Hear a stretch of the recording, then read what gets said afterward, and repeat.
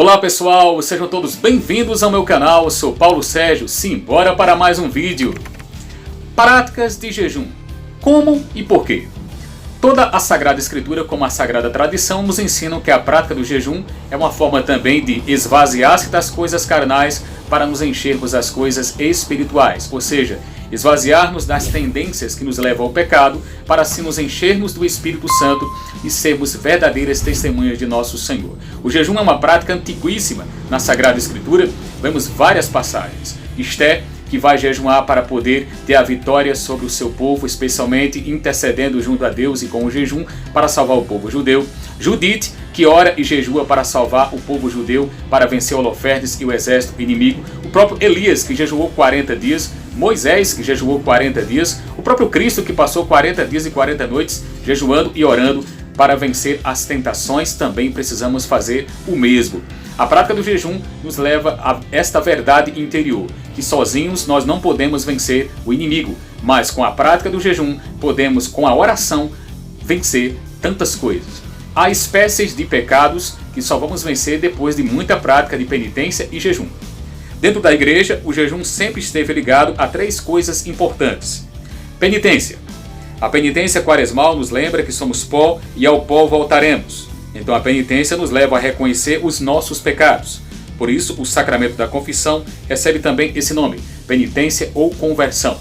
Além de buscar o sacramento da confissão, normalmente o jejum nos auxilia para vencermos os vícios capitais, que são 7, e que precisamos cada vez mais lutar contra as nossas tendências ao pecado. Jejuando, confessando e orando, nós temos práticas que podem nos ajudar a vencer Satanás e as nossas próprias limitações e misérias humanas. Se preparar para alguma coisa específica. Em Atos dos Apóstolos, capítulo 3, versículo 1 ao 3, diz que antes de enviar os discípulos em missão, eles jejuaram e oraram. E esta missão teve êxito por quê? Porque teve o jejum acompanhado da unção do Espírito Santo. Por isso é muito importante que grupos de oração, comunidades, paróquias estejam atentas a isto. É preciso a oração, mas acompanhada também de penitência e jejum. Isso nos dá uma eficácia poderosa. O fortalecimento interior. O jejum não é passar fome. Jejum é passar a vontade, controlar os instintos. Nós sabemos muito bem que a nossa alma ela tem a vontade, a memória e a inteligência. Ora, nós sabemos que as nossas vontades, muitas das vezes, são inclinadas para o pecado, para fazer o bem ou para fazer o mal. A vontade é aquilo que nos move para fazer as coisas e muitas vezes precisa ser orientada. A comida tem uma ligação com a sexualidade. Ao comer, estamos fazendo a manutenção da vida e a sexualidade vivida dentro do matrimônio, ela faz a manutenção da permanência da espécie humana. Então os dois têm um caráter de sobrevivência. A gula está muito ligada à luxúria, por isso que é muito importante tomar cuidado com os instintos carnais, os prazeres do comer, do olhar, do sentir, que nos leva também ao pecado de impureza, porque são vontades dentro de nós que não sabemos controlar. Por isso que o jejum é uma prática que também vai nos ajudar a combater estes vícios. Quando fazer jejum? Pode-se fazer na quaresma, independente também de estar na quaresma, pode fazer em outros períodos. Se você estiver passando uma grande provação, pode-se fazer o jejum, especialmente também o jejum de Daniel, que são 21 dias, que está na Sagrada Escritura, o próprio Daniel fez, substituindo comida por legumes e frutas. Claro, eu não aconselho que todos façam, a não ser que tenham um domínio realmente mais amplo. Se você estiver passando uma grande prova, grandes tentações, especialmente em relação à sexualidade, em relação a vícios, você pode fazer o jejum sim em qualquer etapa da sua vida. É preciso também saber que o jejum é uma prática que o próprio Jesus fez. Lá em Mateus capítulo 4, nós vemos esta passagem bem clara nas tentações de Jesus no deserto. Então, a primeira tentação foi o quê? O diabo disse a Jesus, transforma estas pedras em pão. O pecado da gula. O diabo queria que Jesus satisfizesse seus desejos, ou seja, Jesus é verdadeiramente Deus e verdadeiramente homem. Então Jesus foi tentado pelo pecado da gula. Imagine nós. Segunda tentação, o diabo, ele disse o quê? Te darei todos os reinos da terra, contanto se te prostrares diante de mim e me adorares, pois isto foi me entregue desde o início, ou seja, os reinos da terra pertencem a Satanás. Nessa segunda tentação, o pecado da avareza, o diabo queria dar os bens materiais para Jesus em troca de adorar o próprio Satanás. Veja que coisas estamos vivendo atualmente. O poder cegou os homens. A nossa sociedade de hoje, as pessoas são cegas pelo poder, o domínio, especialmente político. Então hoje é preocupante. Esta segunda tentação também pode acarretar grandes perdas, especialmente o desejo do ter, do poder e do dinheiro. Terceira tentação, o diabo leva Jesus a um alto monte e quer que ele se precipite dali para baixo. Veja a tentação do suicídio, o pecado da soberba. Então aqui nós temos que tomar muito cuidado nesse tempo que estamos enfrentando grandes lutas interiores, onde o demônio também tenta as nossas mentes, esvazia os nossos corações, nos faz viver cada vez mais escravos das paixões. Então a forma de jejum também vai combater isto. O que precisamos realmente fazer nesses tempos é jejuar e orar. Também ter caridade com o próximo. Se você, no seu guarda-roupa você tem roupas que não usa mais, se você tem coisa em excessos, doe para quem não precisa. Isso também acompanhado com jejum se chama caridade fraterna. Tipos de jejum.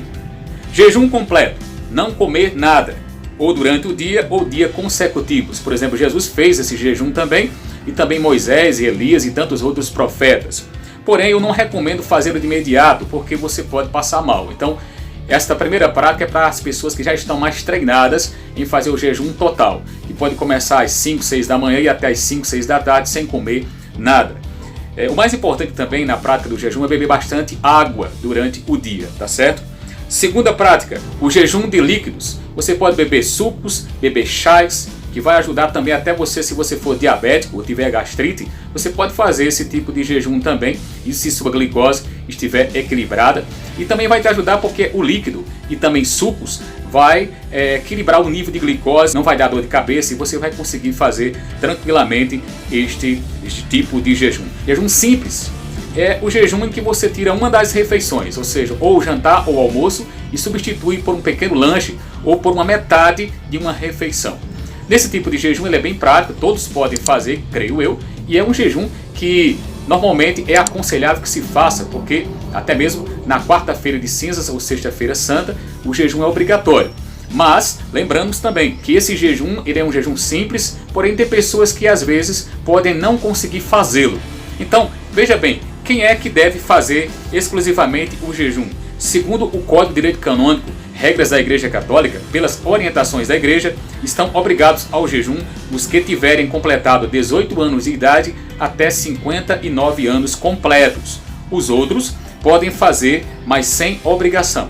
Grávidas e doentes estão dispensados do jejum, bem como aqueles que desenvolvem árduo trabalho braçal, trabalho duro, ou intelectual no dia do jejum. Então essas pessoas aí que estão nessas condições estão dispensadas.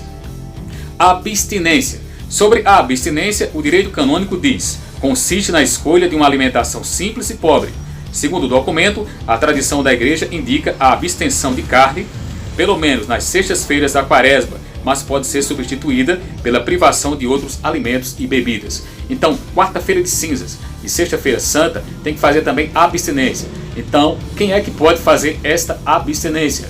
A partir de 14 anos de idade já se pode fazer abstinência. Aí vai até a morte para se fazer abstinência, sim, porque nós precisamos cada vez mais controlar nossos instintos. Jejum, oração e abstinência caminham juntas e precisamos cada vez mais jejuar e orar. Nossa Senhora em Medjugorje pediu jejum e oração, mas pediu também jejum, pão e água nas quarta-feira e na sexta-feira. Claro que você é livre para fazer o seu jejum adequado. Porém, aqui digo uma coisa: jejuar não é provar para ninguém que você é poderoso, que você tem força, que você é mais que alguém. Jejuar é esvaziar-se de você mesmo. Jejuar também e orar te enche do Espírito Santo para combater o teu velho Adão, a tua velha Eva que está dentro de você, homem, de você, mulher.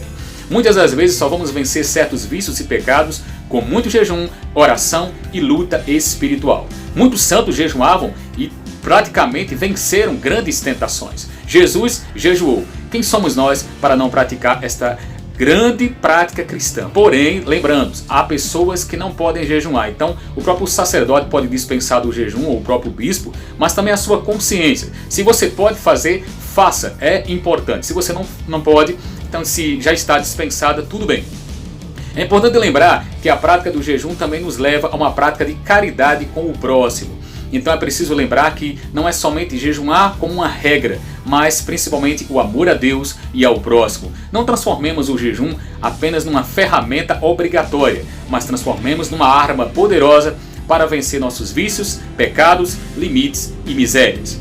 Como o próprio Jesus mesmo disse que há demônios que só saem com muito jejum e oração, precisamos cada vez mais praticar esta prática tão abandonada, porque muitos acham que jejuar é o quê? Fazer dieta. E jejuar não é fazer dieta. Antigamente se podia fazer jejum antes da missa, podia-se fazer jejum.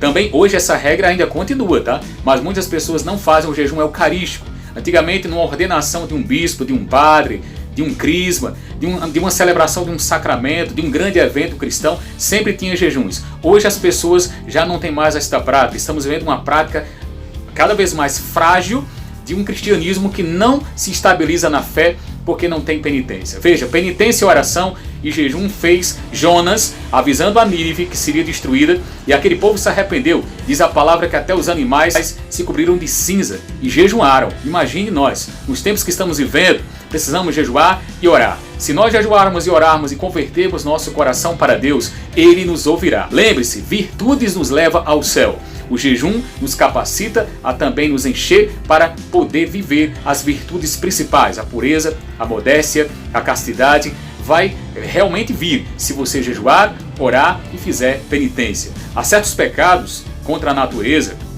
como luxúria, homossexualismo, lesbianismo, adultério, fornicação, prostituição, que só vão ser vencidos com muito jejum e oração. E podemos vencer, porque Deus é mais em nós. Quem está em nós é maior do que aquele que está no mundo. Primeira Epístola de João, capítulo 4, versículo 4. A nossa luta não é contra homens de carne e sangue, mas contra os principados e potestades. Se você pode fazer jejum, faça, porque é uma arma muito eficaz para vencer os poderes infernais. Até nos exorcismos, os próprios exorcistas e quem acompanha eles fazem jejum para vencer as tentações. Imagine nós, pobres seres carnais, que vivemos arrodeados de demônios e tentações diárias. O jejum fortalece a vida espiritual.